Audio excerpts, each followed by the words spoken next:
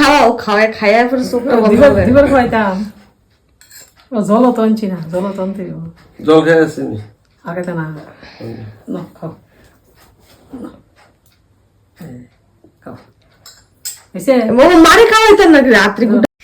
সবাই ভাবছো তো যে আজকে কি, আজকে হলো বাবা মার বিবাহ বার্ষিকী, মানে রাত 12টার সময় আমরা সেলিব্রেট করছি, আর আছে বাবার জন্য একটা সারপ্রাইজ। এই মানুষটা না নিজের জন্য কখনোই কিছু ভাবে না। দাঁড়াও তোমাদের সঙ্গেও সারপ্রাইজটা শেয়ার করে নিচ্ছি।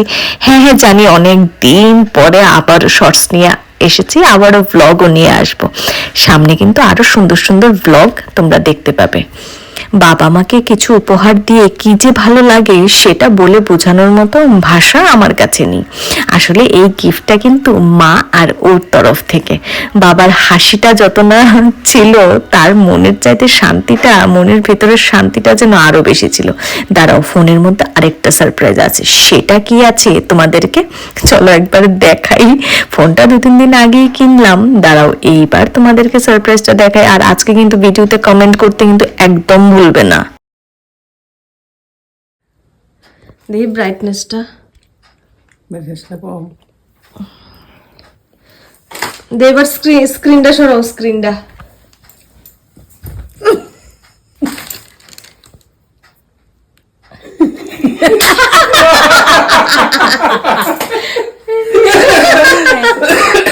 স্যার কেমন লাগে? মনে গেছি না কেমন হয়েছে? ফোনটা দিয়ে তার একটা ফটো তুলো। এটা দিয়ে তারটা দিয়ে এটা চার্জার। অনেকে আবার ভাববে কালকে যদি বিবাহ বার্ষিকী হয় তাহলে কেন রাত 12টার মধ্যে সেলিব্রেট করানো হচ্ছে। কারণ কালকে তো আমার সেই অফিস আছে, তাও আবার পোস্টিংটা অনেক দূরে, তো কালকে আমি চলে যাব। বাবার এই হাসি মুখটা নিজের চোখে নিজের সামনে দেখার খুব ইচ্ছে ছিল গো, সত্যি বলছি। তাই জন্যই একমাত্র বাবার এই সারপ্রাইজটা আজকেই প্ল্যান করলাম। এবার দেখছি যে বাবা মার দুজনের একসাথে এই নতুন ফোনে ফটোটা কেমন আসে। হ্যাঁ, ফোনটা নিয়েছি স্যামসাং, ও আর আমি গেছিলাম কিনতে। তো দেখো ফটোটা তো ভালোই আসছে। মা বাবা যেন মনসা মার কাছে একটাই প্রার্থনা, সারা জীবন এইভাবে ভালো থাকে, সুস্থ থাকে। এই যে ঠোঁট দুটোর হাসিটা আছে সেটা যেন অটুট থাকে। বাবা মাকে ভালো রাখার দায়িত্ব নিলাম, সবার সামনে রুখে দাঁড়ানোর সেটার দায়িত্ব আমি নিলাম।